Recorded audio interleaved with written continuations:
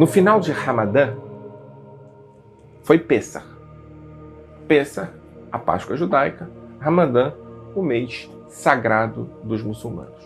Um pequeno grupo de judeus absolutamente desimportante e não relevante, de fanáticos messiânicos, começou a produzir a ideia de que era possível e preciso voltar a fazer sacrifícios no templo, como se fazia até 70 depois de Cristo, na destruição do segundo templo de Jerusalém.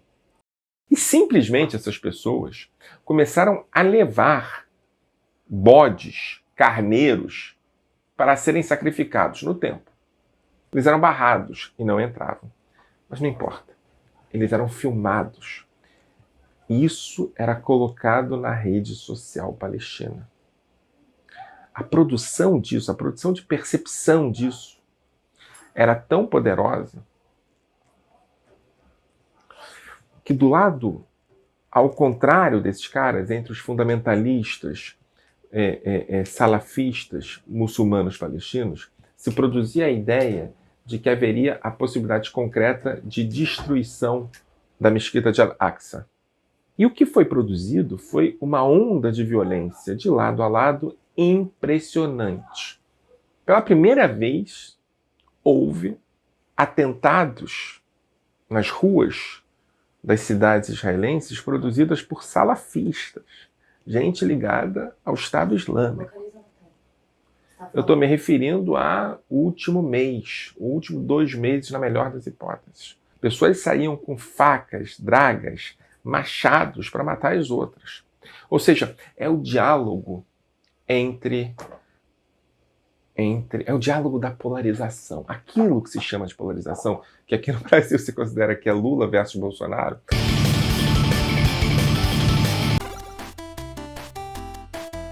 Polarização, de fato, é a percepção de grupos absolutamente desconsideráveis em termos de relevância política e que ganham acesso a uma dimensão de porta-voz, que são as redes sociais, e que produzem a identidade política nos 2 pontos. Então, aqueles que gostariam de explodir a mesquita de Al-Aqsa, irrelevantes em termos numéricos, e aqueles que gostariam de produzir atentados com dragas nas ruas, matando pessoas, cortando a cabeça delas do outro lado, essas pessoas passam a ser a representação política de palestinos e israelenses.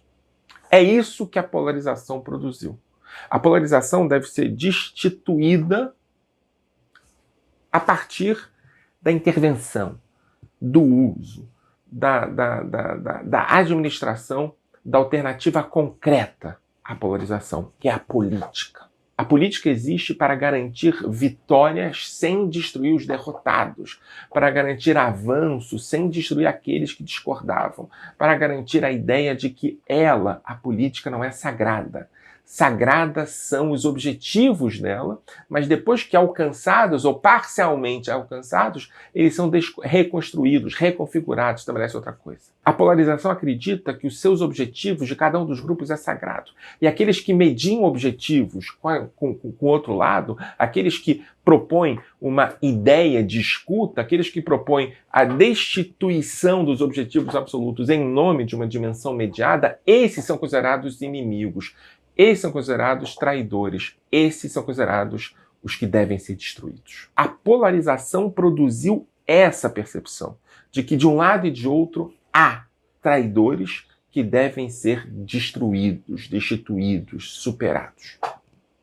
O que está acontecendo hoje no conflito palestino-israelense é que o conflito palestino-israelense hoje está sendo administrado na ausência da vontade política do lado israelense de avançar numa agenda de paz.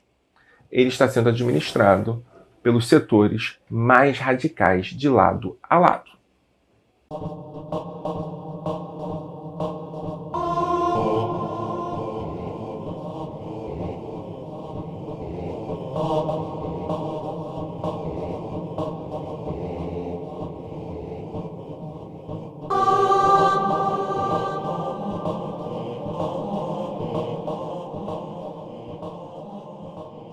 No Brasil, a percepção de que surge um elemento purista, antipolítica, que leva à destruição da política institucional, acabou sendo produzido por uma narrativa sobre polarização. E aí o que acontece, e eu me lembro disso lá pelo ano 2016, num programa da Globo News, esse alarme me soou. Era um programa que participava um cara que nem está mais na Globo News, chamado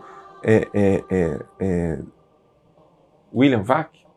William Vac começa a pescar de dentro do Partido dos Trabalhadores narrativas absolutamente minoritárias no partido, absolutamente pouco importantes no partido, e dizer da importância que esses grupos teriam, grupos radicais, de extrema esquerda, de ultra esquerda, grupos stalinistas, que a importância que esses grupos teriam, segundo Vac, na formulação de políticas do Lula.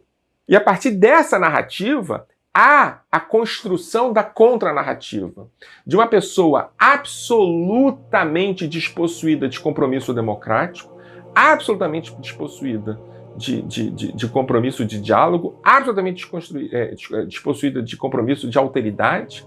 E esse cara é colocado na política, é adotado por esse centro, é adotado por essas pessoas a partir da falsa impressão, da falsa percepção de que o outro lado é recheado de fanáticos. Bolsonaro é criado por uma produção de polaridade. Bolsonaro é criado a partir da ideia de que o lado de lá é construído e constituído por fanáticos. E aí, para disputar com eles, se aciona um fanático. Esse de fato fanático. A ilusão de polarização se produz a partir da ideia de que essa polarização é apenas reação. Mas não é. É ação. Se utiliza as redes sociais e o surgimento de narrativas absolutamente despossuídas de vontade de diálogo para justificar um projeto autoritário. No campo da polarização brasileira, e eu já vou voltar para Israel e para a Palestina, há um lado polarizado, há um lado fanático, há um lado despossuído de compromisso, de diálogo. E esse lado é a extrema-direita. Se você quiser pescar discursos do lado de lá e justificar que o lado de lá é tão importante quanto o lado de cá, você está produzindo uma ideologia de polarização a partir de um falseamento da história. Há muito tempo atrás, eu participei de um projeto de um filme. O nome do filme era O Muro. O diretor do filme, Lula Buarque de Holanda. E o filme se chamava O Muro porque estava se construindo um muro na política brasileira, supostamente entre dois elementos polarizados. Mas ficou claro no meio do filme que havia só um muro, não havia dois lados desse muro. Havia um muro necessário sendo construído, que afastaria, e essa era a necessidade naquele momento, afastaria o lado de lá do fascismo do lado de cá da democracia. Vocês não têm ideia de como as pessoas reagiram. De como foi difícil dizer para as pessoas que o muro não estava no meio. Não era um muro entre esquerda e direita. O muro que deveria ser construído e não foi, era entre bolsonarismo e a democracia. Assim se produz polarização. Assim se produz a percepção da alteridade como inimigo. E eu tenho que dizer, os arquitetos da polarização no Brasil estão na direita. Os arquitetos que surfaram na onda das redes sociais como narrativa de construção de percepção de realidade. Voltando à Palestina. Esses dois grupos, os grupos que queriam fazer sacrifícios e os grupos que denunciavam o outro lado como querendo explodir Al-Aqsa, produziram uma onda de atentados e de reação aos atentados que é impressionante. Uma jornalista, Shirin Abu Akleh, foi assassinada. Um tiro na cabeça. Ela estava fazendo uma reportagem sobre a entrada de soldados na cidade de Jenin, o centro de exportação desses novos atentados, dessa nova onda de atentados, quando foi absolutamente surpreendida com um tiro na cabeça. Tem debate sobre quem teria matado a jornalista e como teria matado a jornalista, não é? O debate primeiro sobre se teria sido palestinos ou soldados israelenses. O debate sobre a morte ter sido produzida por armas palestinas ou israelenses. O debate sobre se foi eventual ou foi proposital o assassinato, né?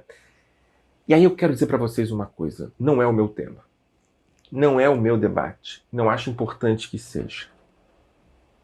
Eu moro no Rio de Janeiro, a alguns quilômetros apenas da favela do Jacarezinho. A favela do Jacarezinho, onde houve uma chacina, morreram dezenas de pessoas, só nos dois lados do enfrentamento, do suposto enfrentamento.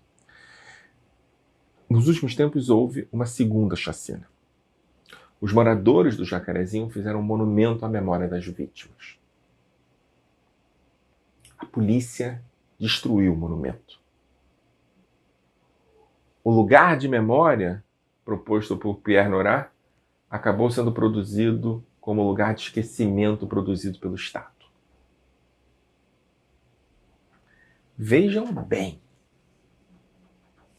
Agora, vejam bem. Em lugares onde há população civil sendo invadida por forças armadas treinadas pelo Estado, com instrumentos de defesa pessoal. Nesses lugares onde há esse confronto, haverá chacinas. A jornalista palestina estava fazendo uma matéria sobre a invasão de soldados numa cidade palestina, num campo de refugiados palestinos. Não haveria essa invasão, esse confronto, se não houvesse ocupação. Tal qual no Jacarezinho, o debate não tem que ser sobre os meandros da chacina. O debate tem que ser principalmente sobre a possibilidade de um bairro popular do Rio de Janeiro, de uma favela de Janeiro, ser invadida a hora que se quiser por força policial, e nessa força policial as relações entre Estado e população serem mediadas por violência. Isso produziu a chacina do Jacarezinho e isso produziu a morte da jornalista Indiane. Não dá para discutir a morte da jornalista sem se discutir as contradições, a disfuncionalidade, a barbárie da ocupação. Estruturalmente, uma jornalista é assassinada pela ocupação. Conjunturalmente, pode-se descobrir quem deu o tiro. Mas não havendo ocupação, não haveria morte da jornalista. Nesse sentido, é fundamental entender que há ocupantes e ocupados. E a responsabilidade, no caso de alguém que tenta trazer a notícia ter morrido, é sempre dos ocupantes, nunca dos ocupados. Nesse caso, também há um muro. E é fundamental entender que o muro não está entre palestinos e israelenses. Esse conflito está superado. O muro está entre aqueles que entendem a necessidade da alteridade, que lutam por uma construção de uma possibilidade de um acordo, dos que lutam contra a ocupação e aqueles que consideram que não se pode falar sobre ocupação e que a alteridade é sempre o inimigo. O muro está entre os que choram a morte da jornalista e os que desconsideram a importância da morte da jornalista. Eu choro a morte de Shirin e sei que ela é produzida pela ocupação israelense na Palestina.